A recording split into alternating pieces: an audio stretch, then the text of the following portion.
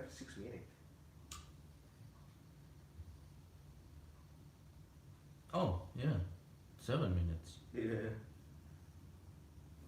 I need my glasses then.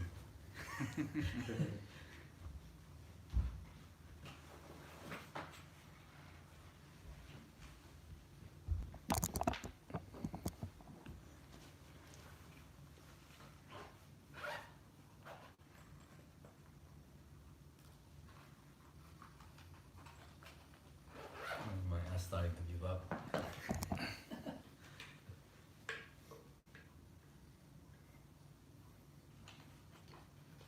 I just realized that you and me is almost at the same age one day, right? You're 1978? Yeah. 78? Yeah, I'm 76. Oh. So 2 years. Yeah, we are about the same age. Yeah. No, Andy is about It is 1980s. 2 years different. Yeah. 6, 8, 80. Yeah. Yeah. The 70s boys. Yeah.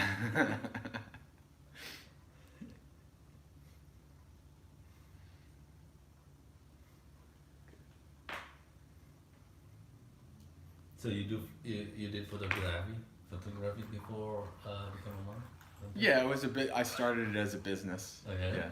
Yeah. And as a kind of side thing to my career. Oh, okay. Yeah.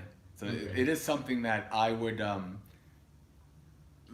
if I wasn't going to become a monk, Yeah. the ideal for me was to have my own photography business and not do anything else. Okay. That's so I joke with people, if I ever stop becoming a monk, that's Yeah. going to be the thing that I want to do. Yeah. Is be a photographer. But I've used those skills, when I first went to Bhavana Society. Okay. I became the photographer, Oh, the editor, okay. so I've used all those skills, Yeah. just like Andy does Yeah. for Yeah. the family, just Yeah. the same thing. I've used all of those skills Yeah. for for Dhamma, so it's Yeah. good. So we have Gunawan, Gunawan. joining. Yeah. Who's this? Gunawan Harry? from Sumatra. Santosa. All right. Alright, good morning guys. Enggak, Morning. gue semua. Hah? Gue mute dulu. Semuanya gue mute. Oh, sudah masih di mute ya? Oh, oke. Karena gue kan kalau ada pertanyaan Iya. over itu. Yeah. Okay. Yeah. Good morning, everyone. Good evening over there Iya. in Indonesia. Something ya? Oke, gua Thanks for joining us again today. belum. Oh, gua juga mute ya. Iya. Oh, okay, sorry. 2, 3. Good morning. Hi, good morning, ladies and gentlemen. Thank you for joining us again this morning. Namo Buddhaya. Today we're gonna have again Bante Jayasara as a resident of Indonesian Buddhist Family Temple, Pariwara Dhamma Achala Vihara. Today, Bante, oh yeah, that's nice bright light. Bante is gonna give us a talk about Lobha, Dosa, and Moha, greed, hatred, and delusions. In Indonesian, it's called keserakahan, kebencian, dan kebodohan.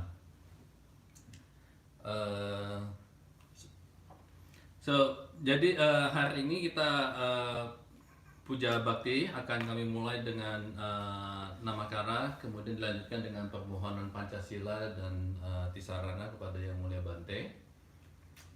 Setelah itu kita akan memohon Dhammadesana.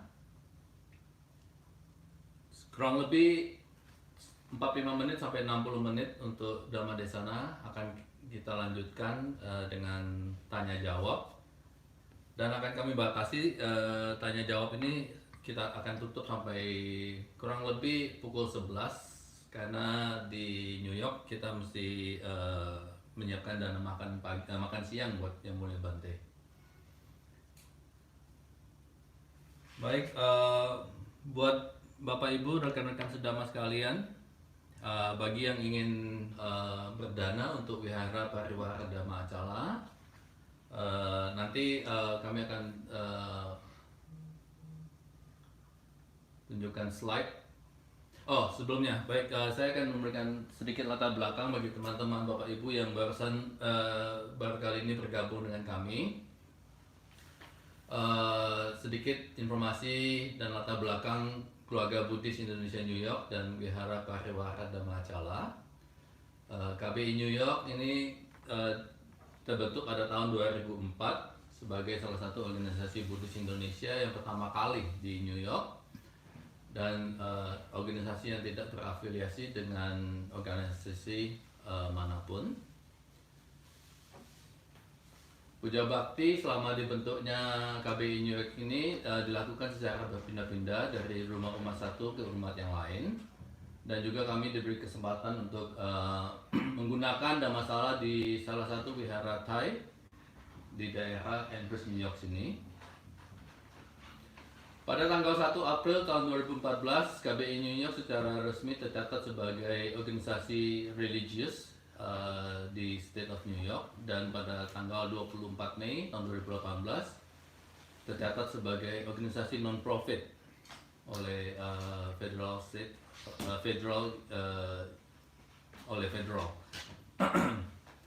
Dan pada tahun 2014 itu pula KBI New York diberi kesempatan untuk memiliki wihara sendiri yang diresmikan oleh Yang Mulia Bante Sombat dan diberi nama Wihara Pariwara Dhammacala. Walaupun wihara ini telah dimiliki oleh organisasi dan yayasan secara penuh, tapi kami masih membutuhkan dana untuk biaya pelunasan, utilitas, dan biaya operasional. Bila Bapak Ibu berkenan untuk memberikan dana, silakan dikirim di rekening kami di Indonesia, BCA atas nama Ibu Indrawati Citra 137 141 2889, dan bagi yang memiliki akses untuk transfer melalui Zelle atau PayPal, silakan kirimkan dana Anda ke wipadany@gmail.com dengan konfirmasi dana ditujukan ke Indonesian Buddhist Family of New York. Selanjutnya tata cara puja bakti kita pagi ini. Mohon Bapak Ibu dapat duduk dengan tegak dan di tempat yang layak, dan bila memungkinkan di depan altar. Bapak Ibu silakan berpakaian yang rapi dan sopan. Dimohon tidak menyalakan TV dan tidak sambil makan, dan untuk tetap menjaga ketenangan dan perhatian penuh selama puja bakti dilaksanakan. Baik, akan kita mulai dengan namaskara dan wandana. Kemudian kita akan memberikan sujud hormat kepada Yang Mulia Bante, dan dilanjutkan dengan Pancasila dan Tisarana Aradana.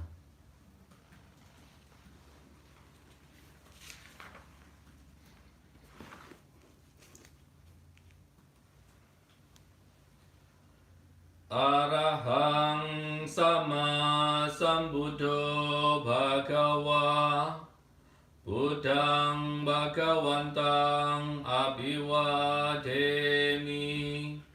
Sang Bhagawa yang Maha Suci, yang telah mencapai penerangan sempurna, aku bersujud di hadapan Sang Buddha, Sang Bhagawa.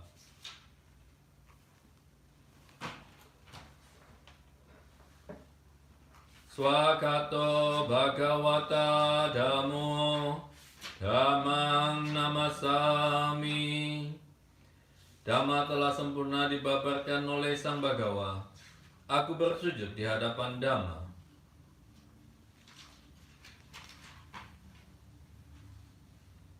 Supatipanno Bhagavato Sawaka Sangho Sanghang namami.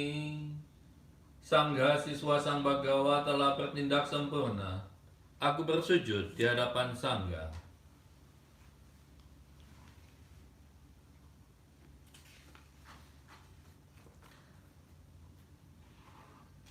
Handammayang buddhasa bhagavato pubabhagana makarang karomase. Namo tassa bhagavato arahato samma sambuddhassa. Namo tassa bhagavato arahato Namo tassa bhagavato arahato sama sambuddhassa. Terpujilah Sang Bhagawa yang Maha Suci, yang telah mencapai penerangan sempurna. Terpujilah Sang Bhagawa yang Maha Suci, yang telah mencapai penerangan sempurna. Terpujilah Sang Bhagawa yang Maha Suci, yang telah mencapai penerangan sempurna. Baik, marilah sebelum kita mulai, kita memberikan sujud hormat kepada Yang Mulia Bante. Before we start, we're gonna give you respect bow. Okay. Okasa wandami Bante.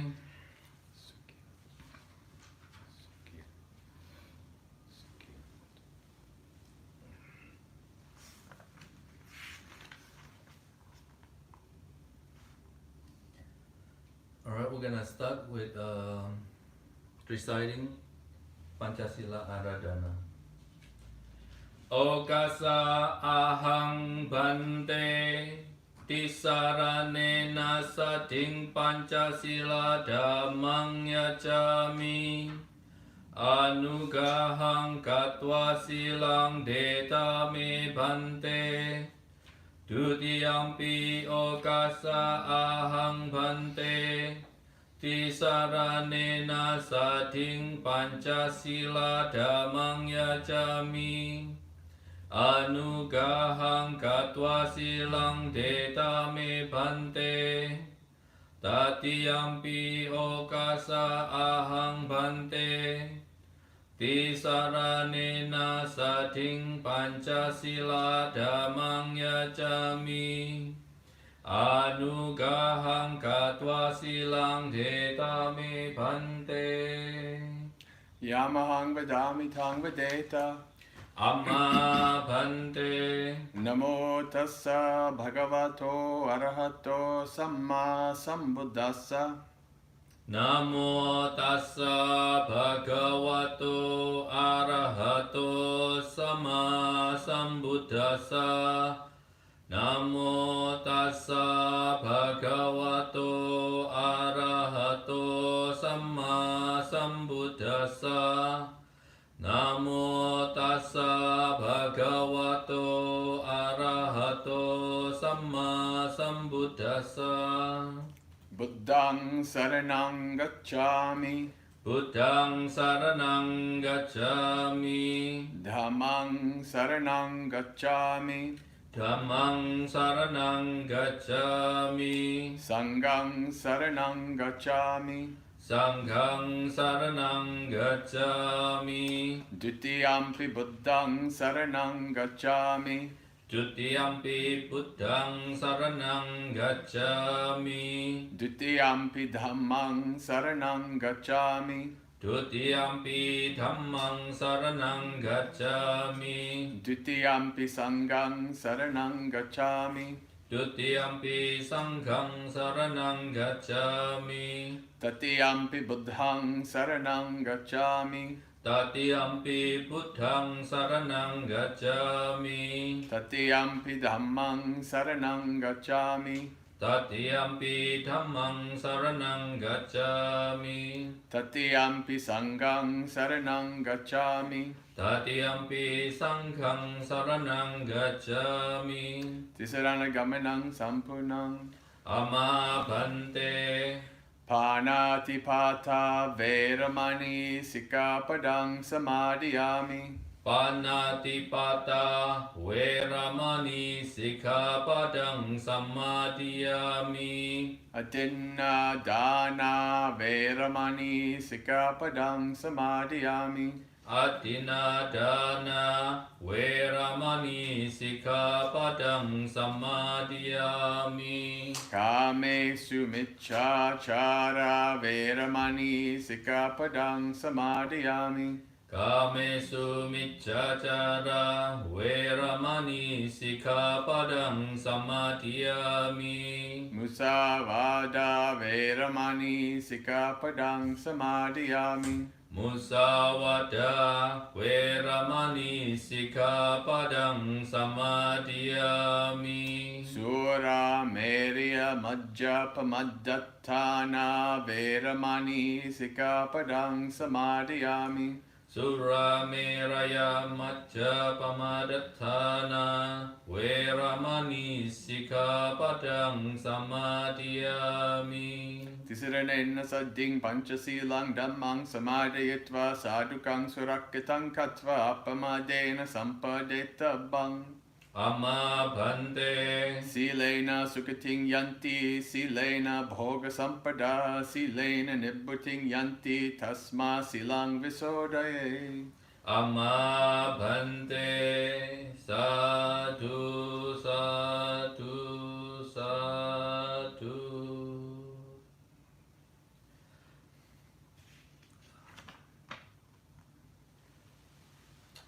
Let's recite Dhammadesana Aradhana.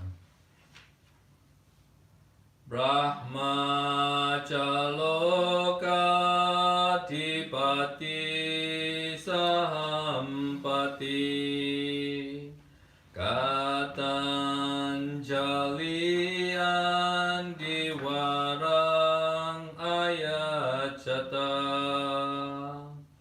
Santi Dasata Parajatika Dese tu dhammang anukampi mang pajang.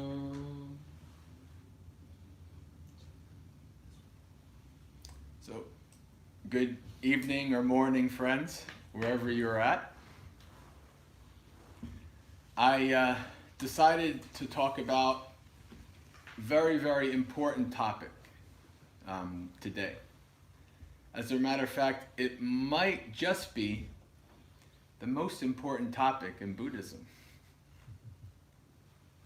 This is understanding the three akusala mula, the three unskillful roots. When the Buddha is asked for a definition of Nibbana, he states that Nibbana is the eradication of the akusala mula, of lobha, dosa, and moha. In English, translated greed, hatred, and delusion. Although I'm not, for general purposes, it's a good translation, but it doesn't quite fit. It doesn't quite, the one English word, just like so many things in Pali, and I don't know, it might be the same in Indonesian, one word doesn't quite encapsulate the Pali word, right? So these fully understanding, this is the Buddha tells us, we should fully understand these three things are greed, hatred, and delusion. So this is our goal as Buddhist practitioners. Whether you're a layperson or a monastic, it doesn't matter.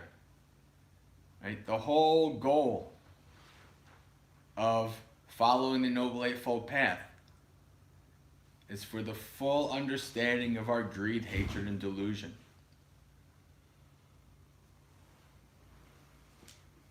When we have understood them, and then the Buddha says once we understand them, we should abandon them. Right? When we have understood them, when we have abandoned them, then we are free. Right?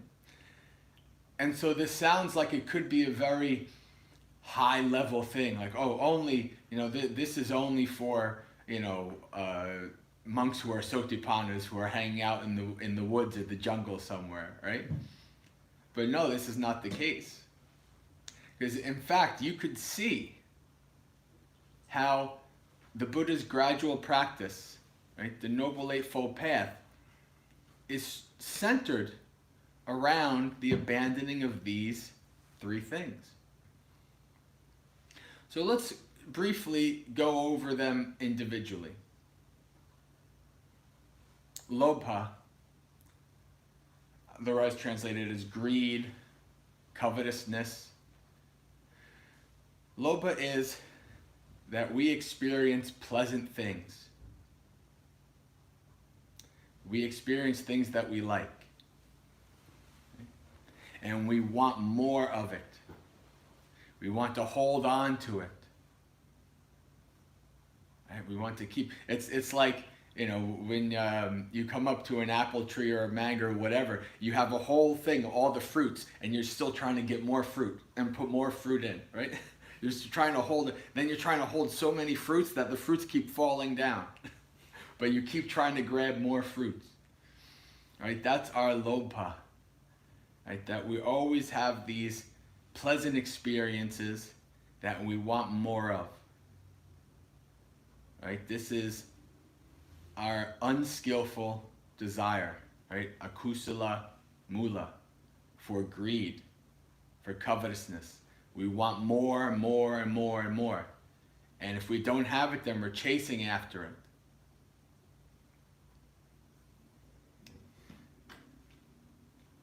On the other side of the coin is hardosa. See, people don't think that craving, people only think that craving is what we like to go after, pleasant experiences. But there's two sides to the coin of craving. There's going after what we like, and there's running away from what we don't like. Right? So this is our dosa, our aversion, our dislike. Right? In the extreme, our hatred. Right? Anything that we experience we don't like, we want to push it away, we want to run away from it, we don't want to deal with it. We come up with all kinds of elaborate systems and mechanisms to try to avoid these unpleasant experiences.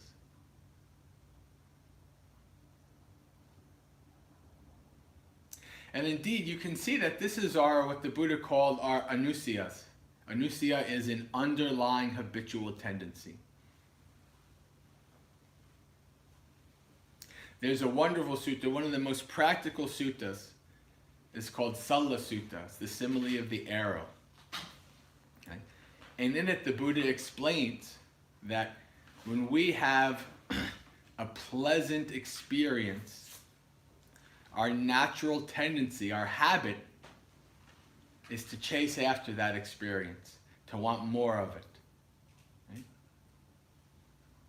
When we have an unpleasant experience, our natural tendency is to run away from it, to push it away. And because we don't know an escape from it, our natural tendency, if we have an experience we don't like, is to drown it out with pleasant experience.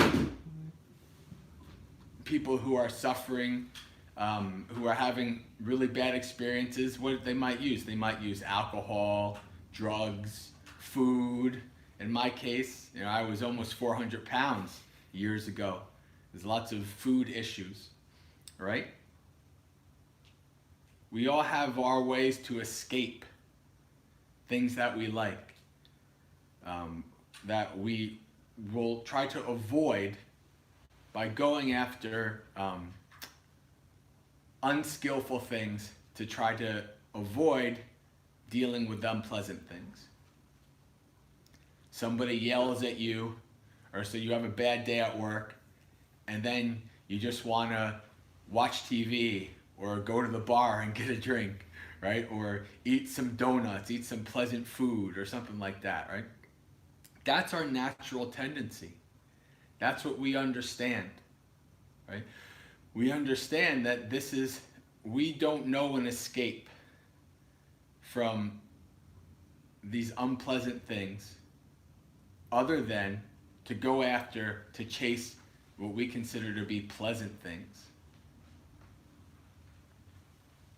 So we're kind of on this treadmill, right? Or this, we're trying to, pulled like a tug of war, right? We're trying to go after we're trying to maximize, and we're trying to run after what's pleasant, and we're trying to run away from what's unpleasant. And if you start to meditate, you start to practice, you start to see like that mechanism, that behavior is happening all day, every day. And you realize, wow, this is getting exhausting. I'm always chasing, I'm always running or chasing. Chasing after one thing, running away from another thing. Right? Our likes and our dislikes, all day, every day. Right now, some of you probably in your mind, I like what he's saying, or I don't like what he's saying, he's moving around too much or whatever, right? You'll have in your mind all of these likes and dislikes. Even in my mind right now, like, my mind is saying, I like this, I don't like that. This is our natural tendency. This is our lobha and our dosa. Right? Our desire, our craving for things, for pleasant things, and our craving to avoid unpleasant things. This is what we do. Right? So it behooves us as Buddhist practitioners to reflect on this and to understand this. And we can see from the very get-go of the Buddhist practice, from the Buddhist gradual practice, the first thing is dana.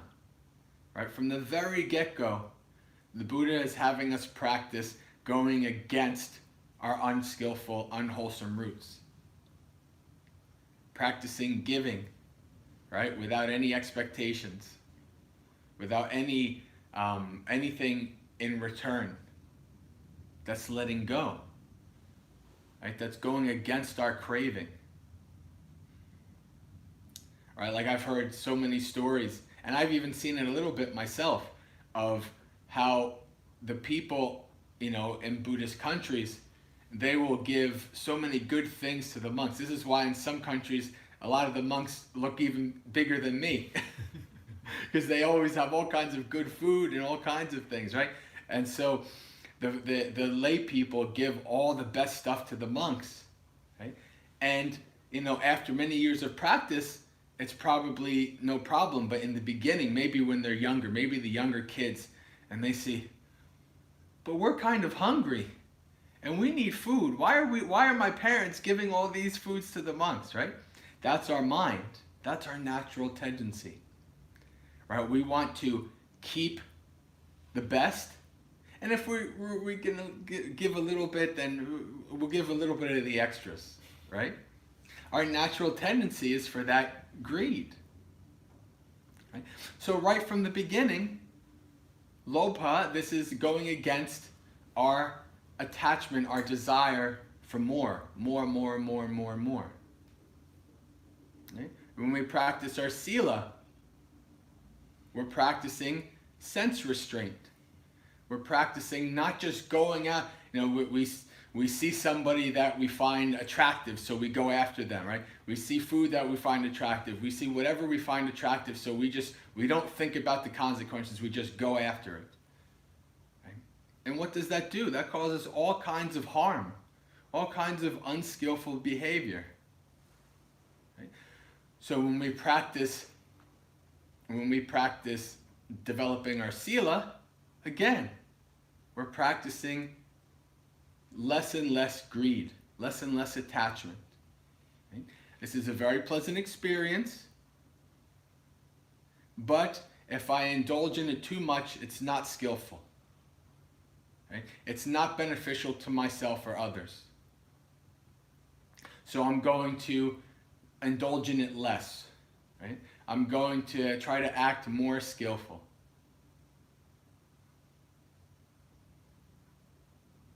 And then when you meditate,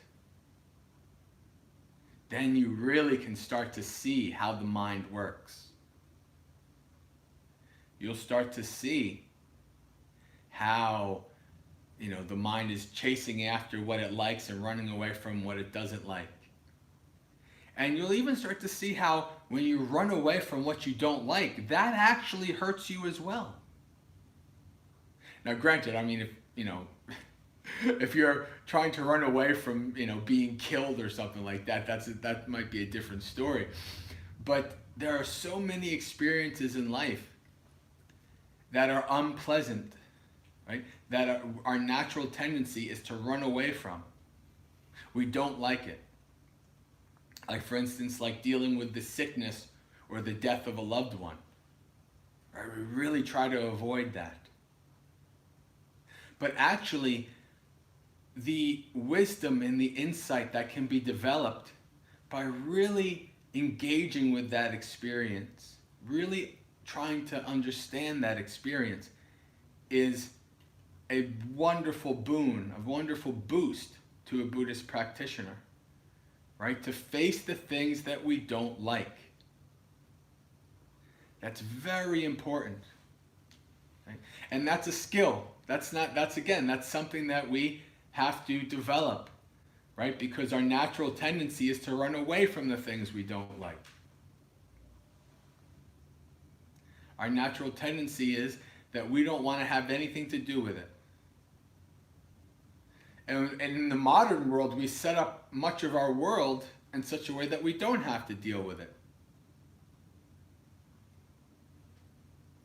Like in America, we have it so good that a pandemic comes and we think about we can't allow any one person to die.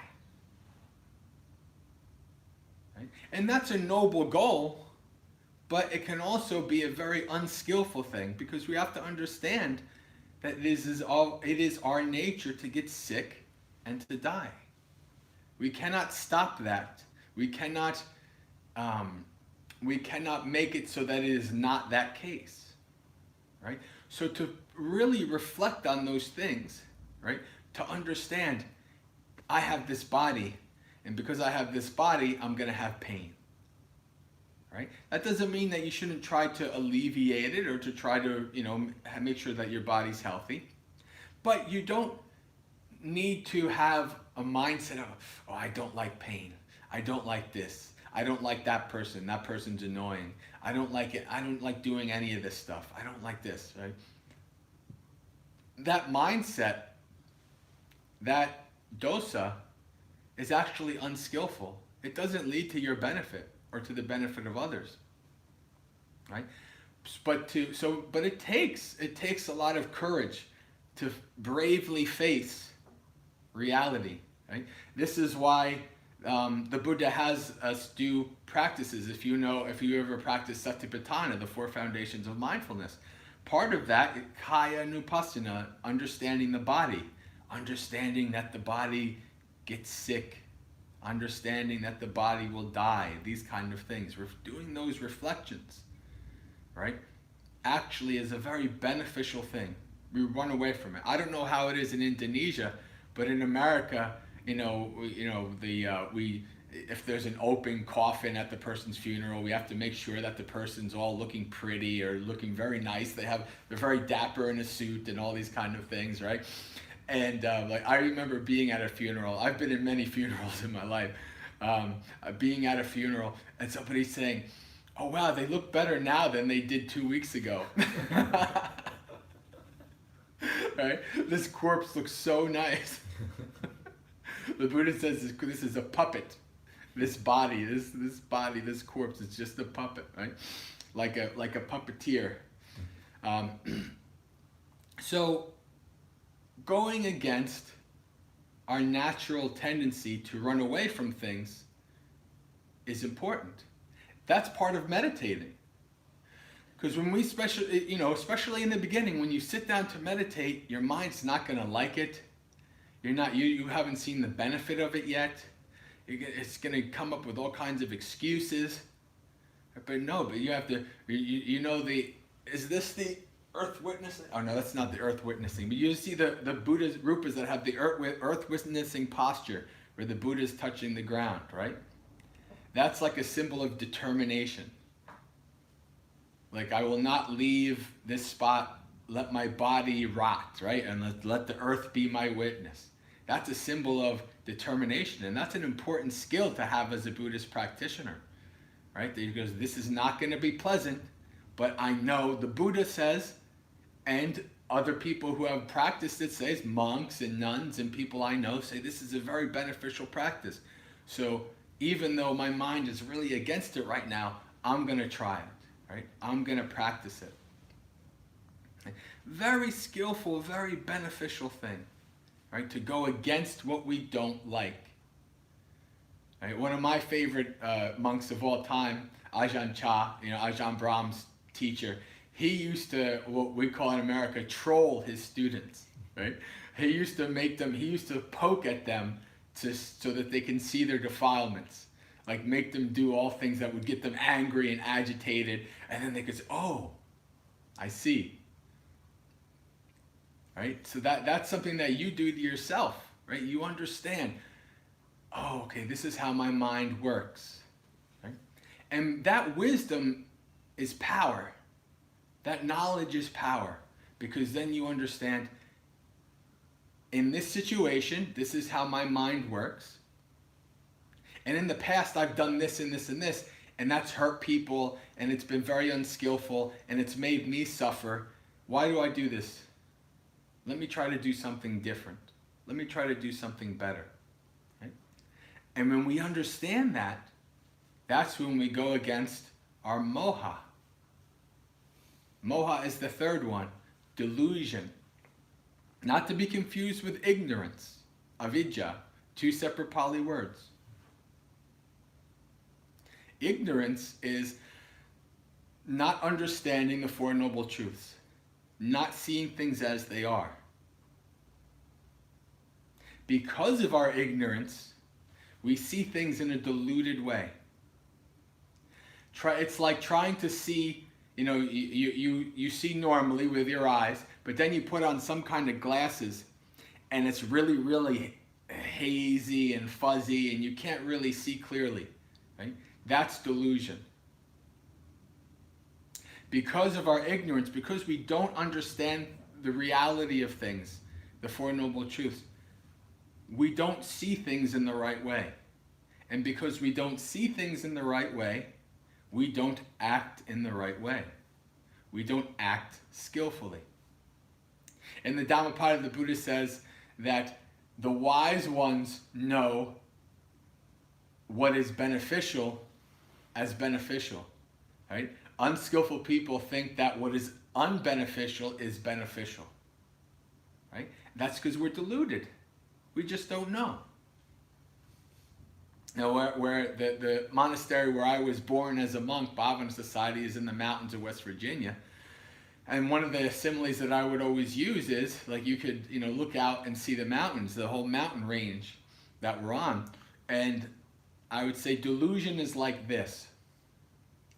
If you go outside every day and you looked up to the mountain, but you couldn't really see it because of fog, because of haze, right? And then as you practice gradually, slowly, over time, it got a little bit more clear, until one day, boom, 4K, crystal clear. This is the mountain. You can even see all the details of the mountain. Right? That's what happens as our delusion gets eradicated. That's what happens as our delusion is replaced by insight and wisdom. Right? We start to see things as they are. We start to understand the nature of this mind in our body. Right? And because of that, we cause ourselves less suffering and we cause others less suffering. Right? But it all starts with that like and dislike, that attachment and aversion.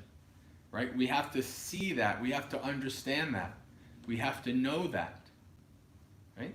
And we have to see, we look at the Noble Eightfold Path, right? We want to, as Buddhists, we want to practice the Noble Eightfold Path every day when we wake up. May I practice the Noble Eightfold Path well, that leads to the ending of my suffering, right? And then you understand all the different factors of the path. And each of these different factors goes against our greed, and our hatred. Right? Each of these different factors. And then as we practice the Noble Eightfold Path, when we act skillfully, we act out of our kusala mula. Kusala is skillful, akusala, unskillful, or wholesome and unwholesome. Mula is root, like the root of a tree, right? So as Buddhist practitioners, we want to try to have our actions increasingly more and more and more be from the root of kusala mula instead of akusala mula. So kusala mula, right? Instead of greed and attachment, our actions come out of non-greed, non-attachment, right? Letting go, dana, right? Sila, letting go. Not grasping for more, grasping for less, letting go, right? Instead of aversion and hatred, non-aversion. This would be like, there's one person, a lay teacher, who, I don't know much about her, but one of the terms that she says that I like is called radical acceptance, right? Radical acceptance, that is going against, that's non-aversion. You understand? Oh, okay. My body is in pain, my mind is in pain. Instead of trying to avoid it, we understand it, and then we take actions to minimize it, but we also accept it. We say, okay, this is how things are. This is the reality of how it is, right? We're never trying to, in Buddhism, we're never trying to repress or trying to avoid the truth or the reality, right? We're always trying to bravely face and understand how things are in their existence, right? We're trying to be less deluded, not more deluded, right? So every day, day by day, we're practicing, right? We're trying to understand this nature of our mind and our body. We're trying to understand how we cause ourselves to suffer and how we cause other people to suffer, right? How we create lots of suffering around us.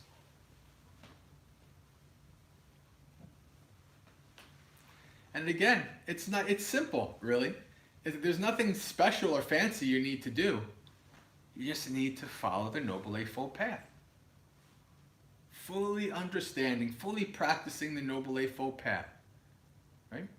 And it's sila, samadhi, and panya.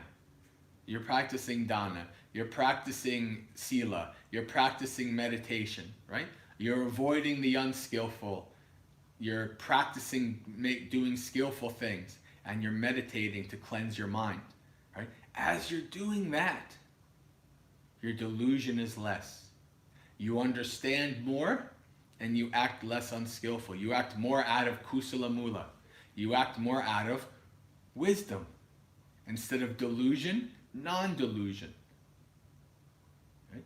Instead of seeing things with cloudy glasses, you see things very clearly. You understand things as they are. Right?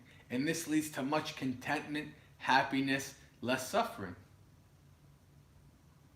Again, it doesn't matter who you are, a layperson, monk, everybody follows the Noble Eightfold Path. Right? The Noble Eightfold Path is the fourth noble truth, the way leading to the cessation of suffering. So the Buddha is asked by a Brahmin, how many people will become awakened? The Buddha says, I am not concerned about how many people will be awakened. But I do know that all of those who will be awakened will do so by following the Noble Eightfold Path. Right? So if we want to develop our skillfulness, if we want to make sure that our actions are more out of the skillful roots, the beneficial, the wholesome roots, as opposed to the unskillful roots, then we need to practice. We need to practice all of these aspects of the Noble Eightfold Path. Because like I said in the beginning, once you start to really see how your mind is, right? And if you're just starting meditating, your mind is it's called monkey mind, right? Restlessness and worry, right? And you don't realize how exhausting that is. If you've been meditating for a bunch of years, you realize, oh, it's so much nicer when there's nothing going on in my mind. When my mind is calm and peaceful. Ah, this is so nice. Right? But we think that there's something wrong with us, right? If we try to meditate and our mind is all noisy. That's normal. That's the state of our mind. Right? That's what you're supposed to understand. It doesn't mean that you messed up as a meditator or that you failed. You're actually you're starting to see things as they are. Right? You're actually starting to be less deluded. When you realize how deluded you are and how your mind is, you're becoming less deluded. Right? So, with this, I'll close up by just, again, reflecting on how we should practice the Noble Eightfold Path. Right? Develop the Noble Eightfold Path. Understand it in all its facets. And as we do, we go against our greed, hatred, and delusion. Right? We go against our actions that cause ourselves suffering. We develop more calm, more happiness, more contentment, more radical acceptance. Right? And we suffer less because we are not chasing after, when something good comes into our life, when something we like comes into our life, we understand this is very good, but I'm not going to be attached to it. Eventually it's going to go away. It's going to cease. So I'll enjoy it while it's here, and then when it goes away, it goes away. This too shall pass. If you've heard Ajahn Brahm, you've heard that story, right? The same thing with unpleasant experiences. This is an unpleasant experience. I don't like it, but what can I learn from it? How can I practice developing my patience? Buddha says patient endurance is the best meditation, right? How can I develop my patience? How can I develop being with unpleasant experiences that I don't like?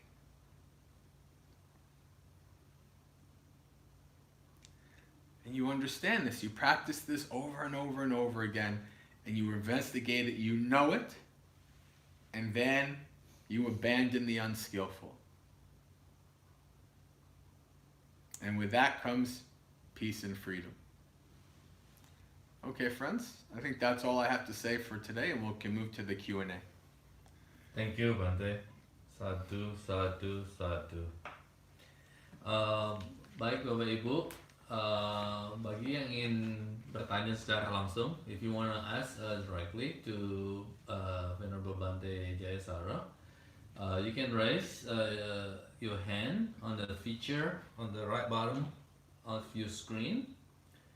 There's a raise hand feature on the phone. It's on the 3 dots on the bottom right.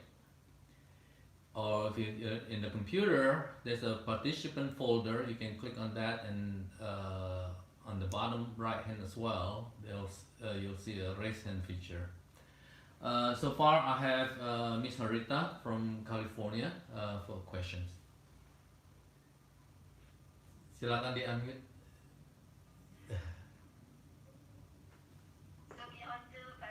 Hello, Harita. Nice to see you again.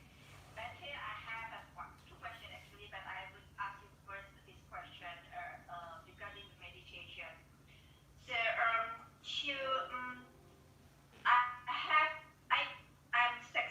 successfully I would say I have pain when it's physically pain. I'm successfully manage it with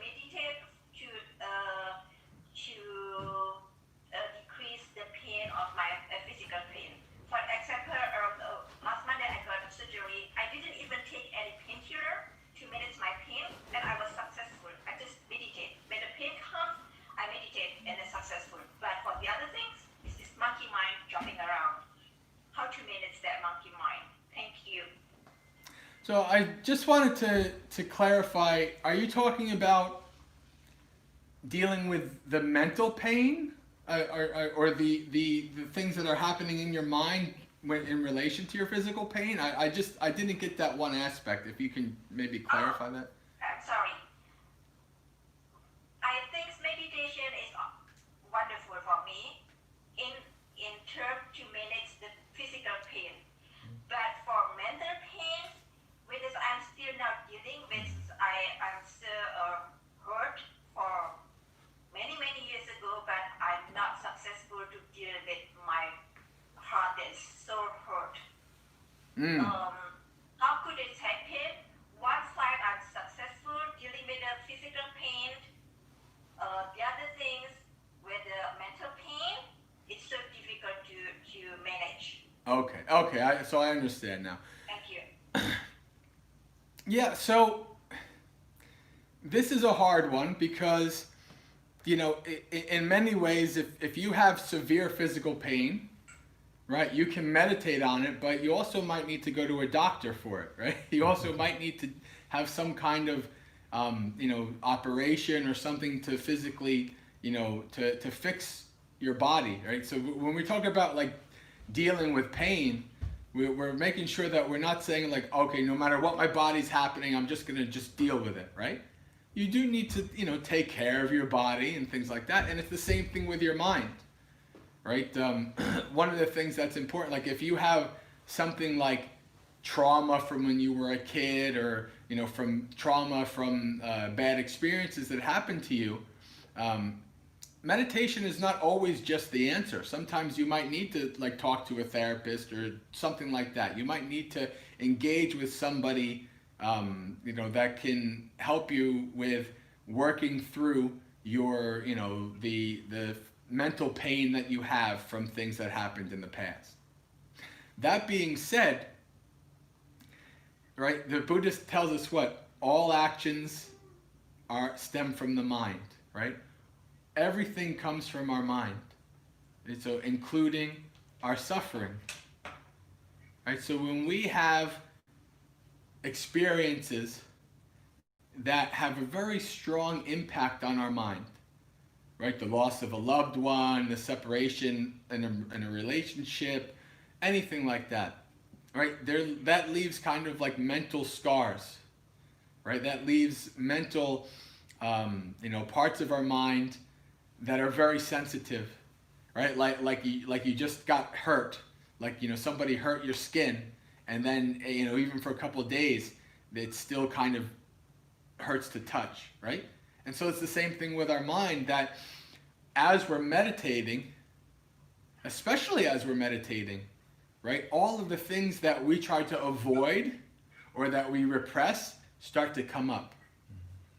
Like I have one of my good friends, and one of the best people I know in this existence is a guy my age, and when he was young, everything that could have happened to him happened to him.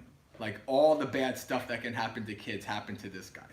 And he's 40-something years old. He's been a meditator for 17 years. But he still is dealing with that, right? And so he'll be meditating, and all of a sudden it'll come up, and sometimes he's able to investigate it and understand it and keep meditating, but sometimes it's so strong that he can't meditate anymore, that he stops, right? So there's lots of very powerful experiences that can happen that leave an imprint on our mind, right? And short of, like I said, if it's something serious, short of like seeing some kind of a therapist or working with, I don't know how it is in other countries. In America, there's a lot of therapists that also do like meditation as well, right? So there's like a dual kind of a thing. Or sometimes there's people who have both a meditation teacher and a therapist, and they work together, right? So if it's not like a major trauma, if it's just stuff that's happening in your mind, then the best thing to do is to try to investigate it, right? If you try to abide with it, right, just to be with it, or to try to avoid it, sometimes it's just too strong. But what I found is if you become the investigator, if you say, okay, let me delve deep into this. Let me really look at it. Let me examine it. Let me try to find out why has this arisen? What are the triggers that have caused this to arise, right? When you start to do that, your mind switches. Your mind, instead of becoming the one who is suffering, your mind becomes the investigator, right? And the suffering is a lot less because when you become the investigator, you feel like you have the ability to actually do something about it, right? So when your mind switches that mode, when you start to investigate, okay, why has this arisen, right? Oh, there was something that was said that I heard, or there was something, I was in a conversation. So you understand how it arises, because this is what the Buddha wants us to do, right? The Buddha wants us to understand how things arise, persist, and then cease, right? So you investigate it, understand it. What is this pain like, right? What is the feeling of this pain in my mind, right? What is this, the general tone of my mind, right? What are the thoughts that arise because of it? All right, so try to become the investigator. Try to really know it. Try to really understand it. And then this way, at the time, when it arises, you'll suffer less because you're becoming the investigator. But over time, the more you know it, the more you understand it, the less impact it'll have on you. The less suffering you'll have because of it. Because you understand it, because you know it. Like even before I was a meditator, I had depression and things like that, even from when I was a teenager. And after many years, I started to investigate that depression, and I would see that the cycle, it would arise, right? And then it would be around for a while, but then it would actually go away. Right? And then it would come back after, I don't know, months or whatever, and so I would start to observe that and see that cycle and understand, okay, and I would know from my body, I'm more agitated, I'm more paranoid, I'm more this, I'm more that, I'm less trustworthy of people. Okay, I'm in the depressive state right now, right? And once I knew that, I knew how to act more skillfully. I knew how to be more compassionate to myself and understand, okay, you're in a tough state right now. Just try to do your best. Don't listen to the criticism that your mind is coming at you, all these kind of things, right? So investigate it and understand it. And the more you understand, the less it will cause you to suffer. The more you understand, the more skillfully you'll be able to act with it, right? And the more you understand it, the more you'll see, okay, this is not going to last forever. It's unpleasant right now, but let me just try to abide with it, and then it will cease. Right? So I guess that's my advice there, to try to become the investigator, to know it deeply, to really understand it. But hey, how about if and now what I'm doing is trying to change the method of meditation to metta bhavana. So spreading the love, so I could forgive the person who hurt me.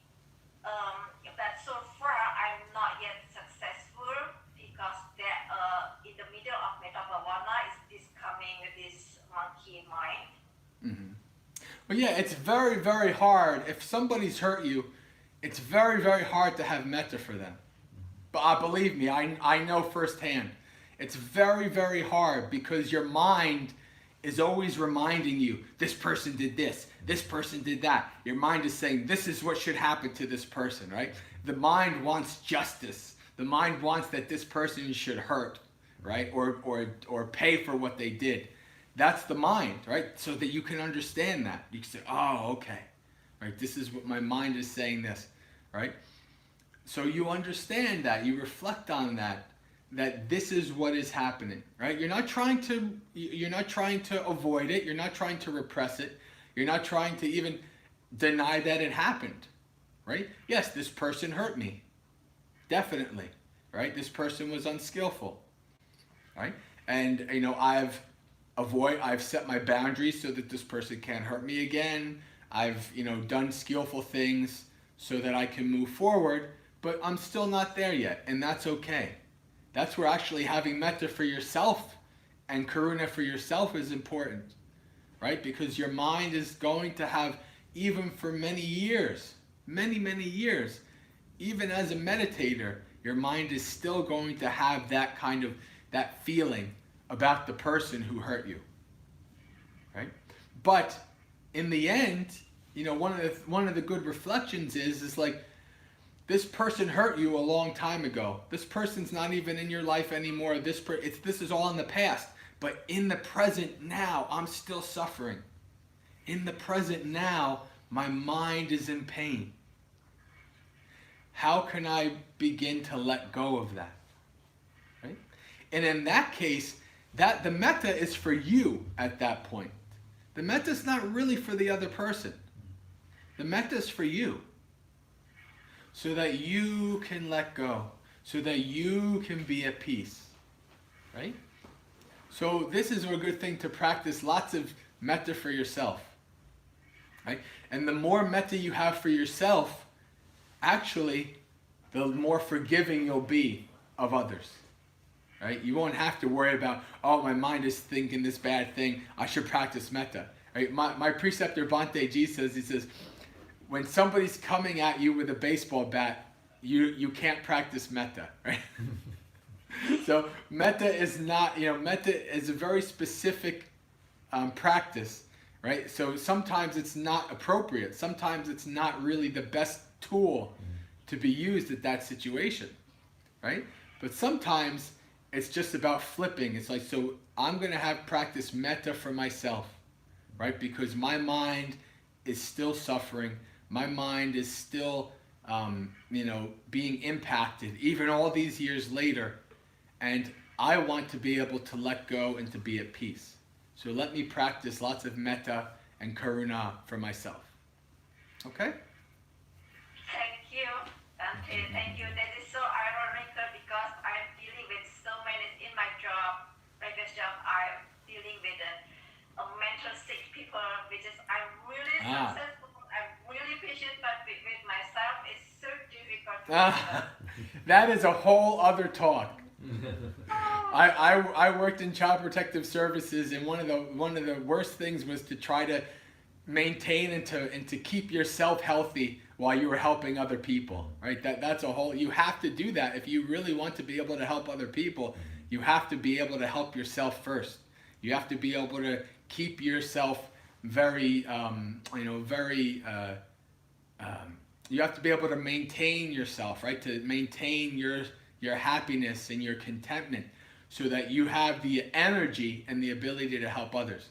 So keep practicing, keep doing well, and practice lots of metta and compassion for yourself. Okay? Thank you, Anumodana Bhante. Thank you, Miss Amrita. Thank you, Bante. Oh ya, silakan. But how about when I go meditation, I'm sleepy? How to solve the problem? Oh, okay. So the question is, how do you deal with sleeping in meditation? Yeah. Well, the first thing I'll say is congratulations, right?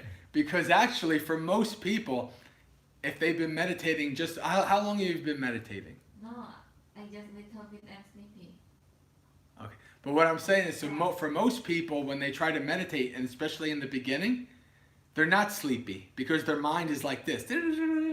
But if you've been meditating for a long time and your mind starts to calm down, then the biggest problem is falling asleep.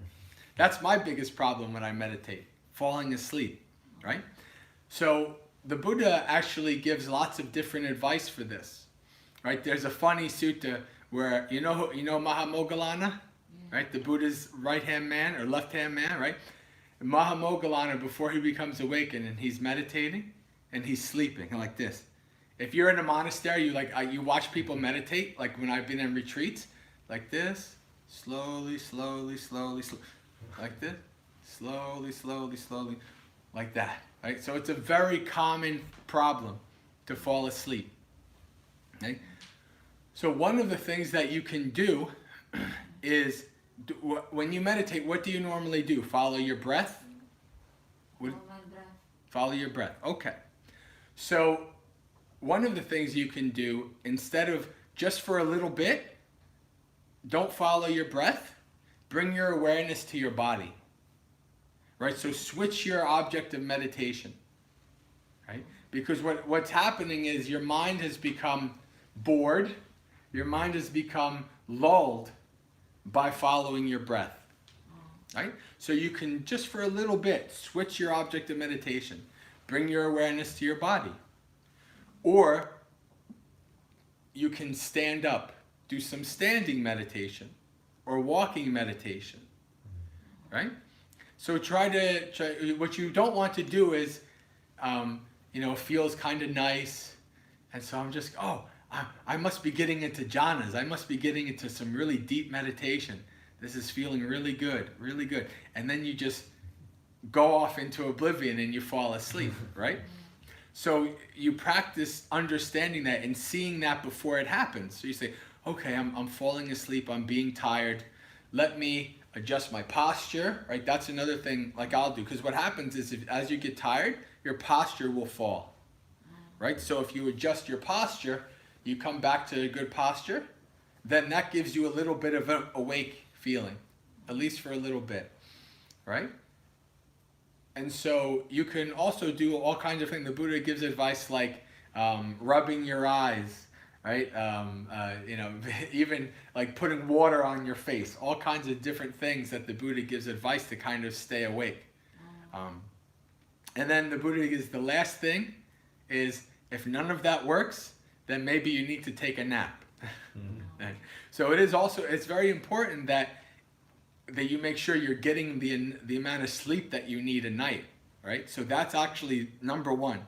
If you're getting enough sleep, then you have to work with these things like getting up and doing walking meditation instead, right? Or switching your object of meditation to your body just for a little bit.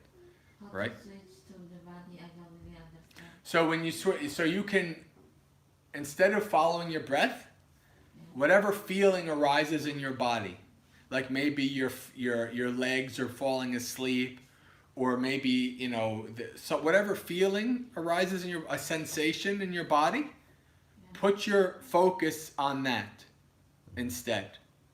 Instead of putting your focus on the breathing, put your focus on some part of the body that you can feel, right? Some part of the body that you can understand. Just for a little bit, right? There are some people that is their practice. They don't follow the breath. They just follow the body. So it is something that you can do. And what that does is that breaks you. What you're trying to do is break yourself out of the half sleeping lull that you've been put into.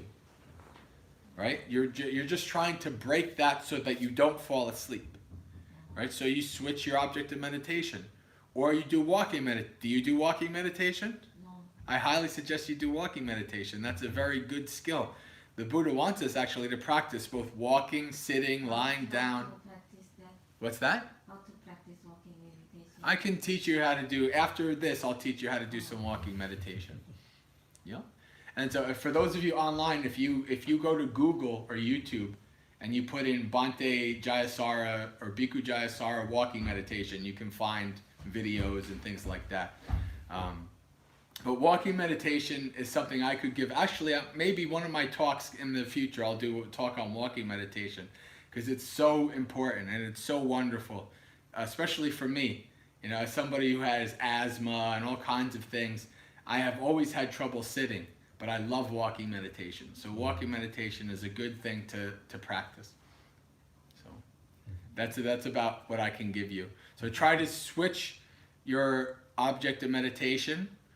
Try to get up, and you can even do standing. So you can stand and then follow your breath, right? So you're just trying to do something different, right? Trying to do something different to keep yourself awake. You don't want to fall asleep, because if you fall asleep, then you can't meditate. There's no meditating when you fall asleep, right? But if you get up and you do some other form of meditation, then you're still meditating, right? So try to do your best to not fall asleep. Okay? Okay, thank you. Thank you, Bro. Thank you, Bante. Baik, Bapak Ibu, kita buka 1-2 pertanyaan lagi ya. Terakhir, kalau ada yang bertanya dalam bahasa Indonesia, nanti bisa kami tolong translate. Kalau ada yang mau tanya langsung, silakan angkat tangan, raise hand. While we wait, Bante, I actually have a question. Early on, you did mention that moha is delusion and avijja is ignorance, and they're two different things. But what are the difference between delusion and ignorance itself? I mean, what is the example? So what I would say is that ignorance is involving the knowledge, the knowing, Okay. and delusion is involving the seeing. Right? So you can. So I guess you could say ignorance, avijja, is related to, like, so if you're a child and you put your hand on the stove and you know it burns your hand, oh, like that, then that's avijja. You understand, you know, right? You don't need to see a stove. You don't need to, so you just know hot equals pain, right? So delusion would be that you think, oh, well, this stove is different. And you press, oh, no, this stove is different. Oh, right? So you keep thinking this, just because it's a different stove, it's not the same thing, right? That's delusion, right? You're not seeing things correctly. You think, okay, well, this will cause me suffering, but maybe if I do it this way, it won't cause me suffering, right? So right? So you're not seeing that any kind of stove is the same. Yeah. Any kind of stove causes suffering, right? Your delusion is, well, maybe this stove is different. This stove is made by a different maker, right? This stove is a higher class stove, so it's not going to burn me, right? We understand stove equals burn, but our delusion thinks that we can find a different stove, that we understand, we see things, oh, okay, this is not going to cause me suffering, right? But then you do it, and you realize, oh, okay, it caused me suffering. So your avijja is less, because you understood, because of your delusion, you acted out and you were unskillful, you caused yourself suffering, and if you actually learn from that, if you see that, then your avijja is less, right? So it's you wouldn't. Some people kind of think of them as synonyms, meaning that they're basically two ways of saying the same thing, but it is very clear. It is two separate Pali words, so we should understand. I mean, they both. There is an aspect of where they can be the same. But it is very clear, it's important to kind of clear that they are two different words, two different modes. They're both suffering. But one is the knowing and the other is the seeing. So when you look at the quality of the karma from either moha or avijja, it seems like avijja is less karmic than the moha. Meaning that, like you like avijja, you don't know, but you touch the stove, right? Because you don't know. But delusion or moha, you know it's hot, but you just don't see it. I mean, you just keep touching it. So it means that you have the intention, you have the intention to touch it. But avijja, you don't have the intention, but you just, because you don't know. So can you say that the quality of the karma is one being less than the other? That's a good question. I've never actually heard that question or even thought about that question. I guess what I would say is, remember, karma is intention, right? Yeah. So out of ignorance, right? If we act in a certain way, not expecting that it will cause suffering, Yeah. but it does, Yeah. then there's really no karma in that because we didn't intend to cause the suffering, Okay. right? But if we are acting in a certain way that we know is going to cause suffering, Yeah. then that's where the karma comes in, Got it. right? So if we don't, like, there's lots of good things. That's why they say the road to hell is paved with good intention. That's an Yeah. English Yeah. thing, meaning that you can try to think you can do all good things, but with good intentions, but it turns out you do lots of bad things, right? So in Buddhism, and the Buddha would say that this is our intention is our karma, right? So if we're not intending to do unskillful things, well, then we're not going to have the karma related to that, right? That's the difference between the Jains and the Buddhists. So like, if you walk down the street and you step on an ant, as a Buddhist, Yeah.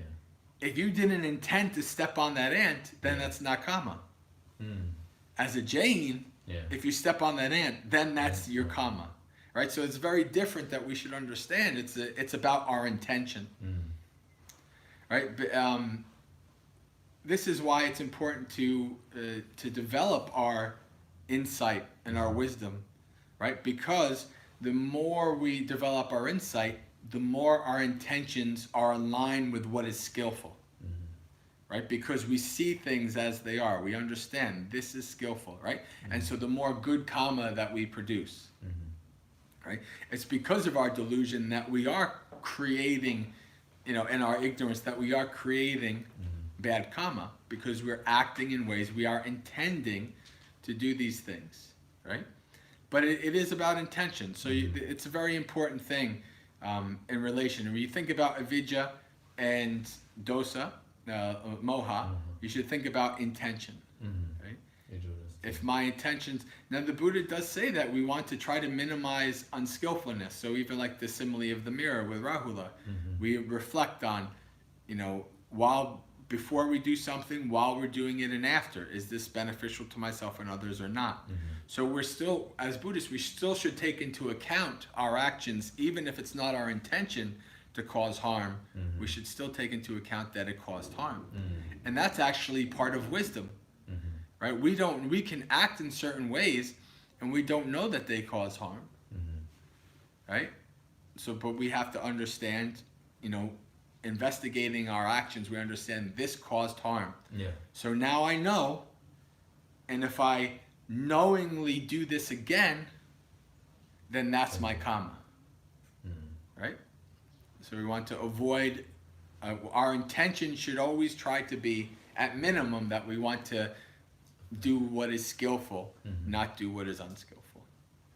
Thank you, Bhante. So, Harita mau nanya lagi, Ustaz? Oh ya, Harita. Ya. Okay, silakan.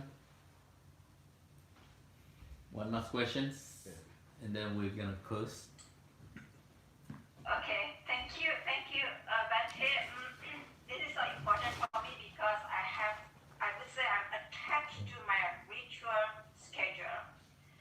I do it the first 3 o'clock, 18 in the morning, and the second one 11:38 in the morning again, and then the last is at 5:30. So what I'm saying, I have to do all those things, my ritual prayer, meditation, and chanting. So what happened is I have to leave house to go out of town at 4 o'clock. Then I would do my meditation first, and then I chant in the car while I'm driving. Do you think I should stop doing that? I may not doing that, or what is your opinion? Because I'm really attached to do those things. Thank you. So this is a topic that requires balance, right? On the one hand, to develop the habit of doing these things, you have to be kind of firm. You have to be strict. I'm going to do this, right? But on the other hand, there is such a thing as being too firm, too strict. right? Too controlling.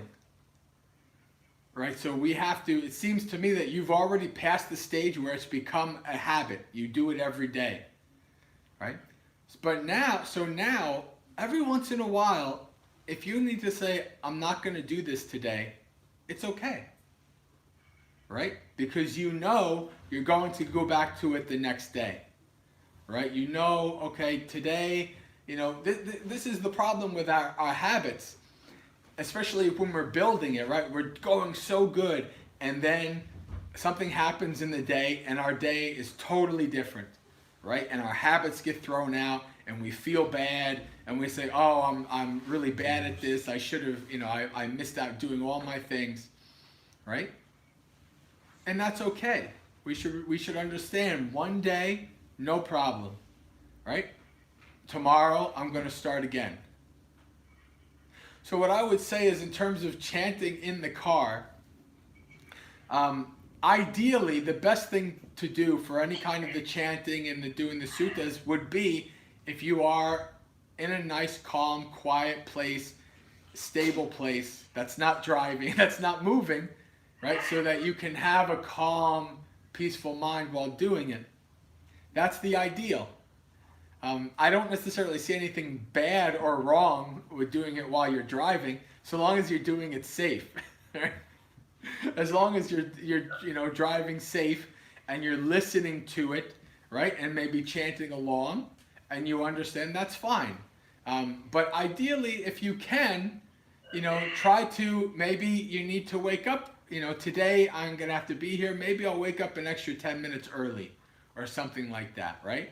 So that I can do that. But then, even if, okay, something happened, you have an emergency, you had to go here, you had to go there, and your whole schedule is messed up, right? That's okay, right? Because if you don't let that go, then you're trying to control it. You're trying to hold on to it, right? And that actually is not good. That's not going to help you. That's not going to, I have to meditate today. I have to chant today. And then you're, right? Where's your mind? Right? It's not going to be helpful to you. You're just doing it because you feel like you have to do it, right? So if you have to let go for the day, it's okay. Let it go, right? And you say, the chanting is kind of autopilot for me because I can chant it with my heart. That is why if I don't chant, I feel something is missing. yeah. Well, then that's fine. Yeah, put it on in the car. You know, they talk about, in America, they talk about what is called found time. So found time is like time where we're driving, or we're riding on a subway, or we're doing something where we're basically just sitting there and we don't, you know, there's nothing else for us to do. So people listen to things. People listen to podcasts, they listen to YouTube or whatever. But also, like for me, in my when I was, you know, driving around, when I had lots of late nights, oftentimes I'd put on YouTube and I'd listen to a Dhamma talk, right? Or I'd listen to some chanting, or I'd listen to, so I always had the Dhamma right there with me, even when I was in the car. I spent half of my month I was spent in the car in my career because I had to go visit families and kids in different places, right? So I was in the car all the time, and so I had good Dhamma with me, right? So, you know, if you can't do your chanting, listen to some chanting, you know, chant along, you know, let's have good Dhamma in your car, and then you'll be good, right? So it'll be a good thing. Thank you, Siddhartha. But actually, there's one last question, Bante, from Fang Fang in Toronto. All right? Yeah. Silakan, Fang. Yeah. She's using her. Yeah. Namo Buddhaya, good morning, Bante. Morning. Yeah, I would like to say thank you for your last Dhamma talk, and today, because my kid and niece listen to the Dhamma talk, even though the topic is pretty difficult, but they can understand with the simple words.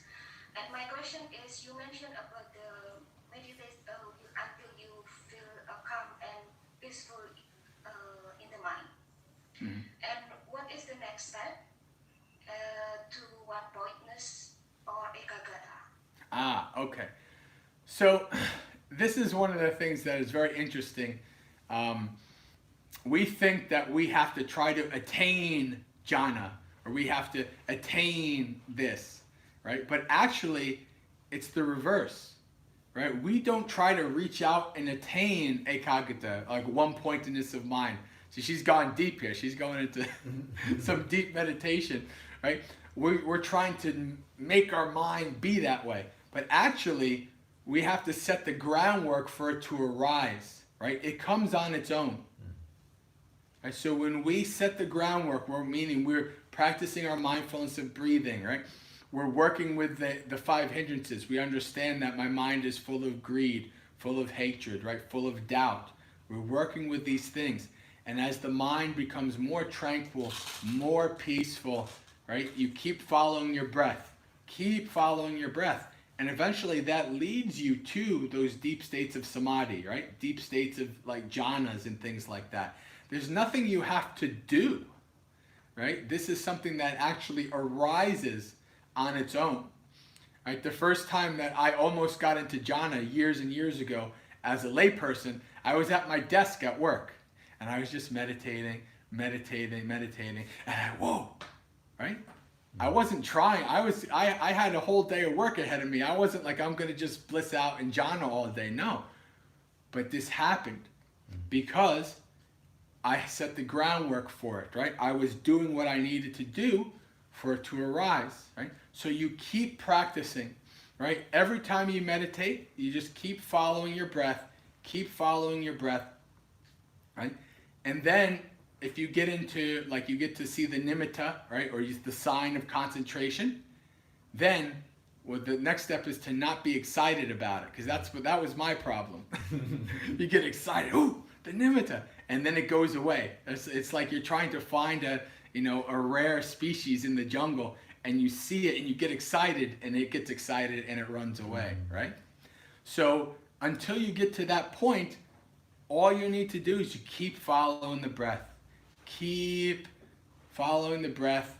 Keep having your mind become more tranquil, more calm, and you'll start to notice that you have lots of energy, right? The more calm and tranquil your mind, if you're on the right track, you're not falling asleep. You're actually very energetic, right? And so you keep following it, keep practicing, right? Until one day you get into jhana, and then that's where basically you keep doing the same thing, right? You keep practicing, you keep developing jhana, right?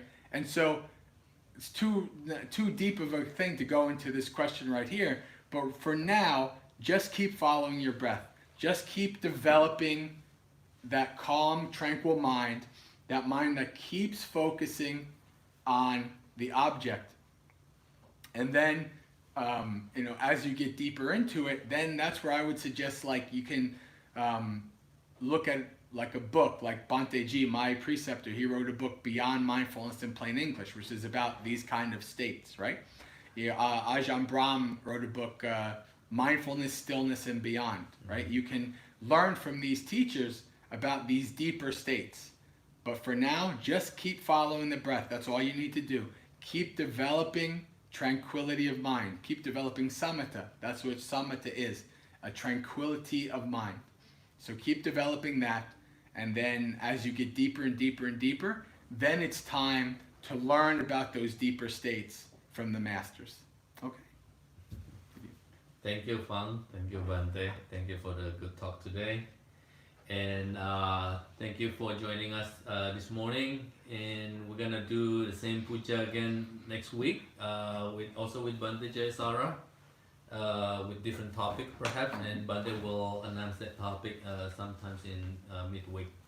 Thank you so much, and we close out the puja this morning with Namakara Gata.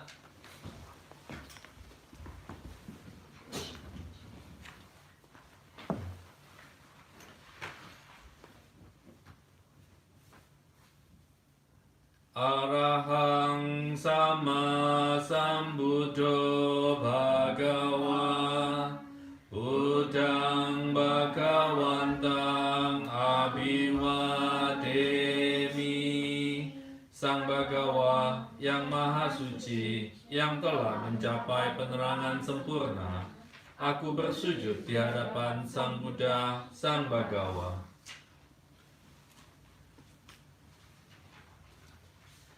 Swakato Bhagavata Dhammo Dhammang Namasami. Dhamma telah sempurna dibabarkan oleh Sang Bagawa. Aku bersujud di hadapan Dhamma. Supatipano Bhagavato Sawaka Sangho Sanghang namami. Sangga siswa Sang Bagawa telah bertindak sempurna. Aku bersujud di hadapan Sangga.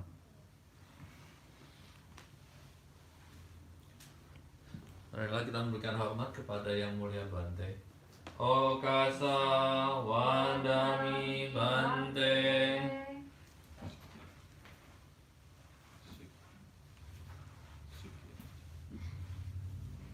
Thank you Bante. Terima kasih teman-teman semuanya, Bapak Ibu. Sampai ketemu minggu depan. Selamat malam, selamat pagi semuanya.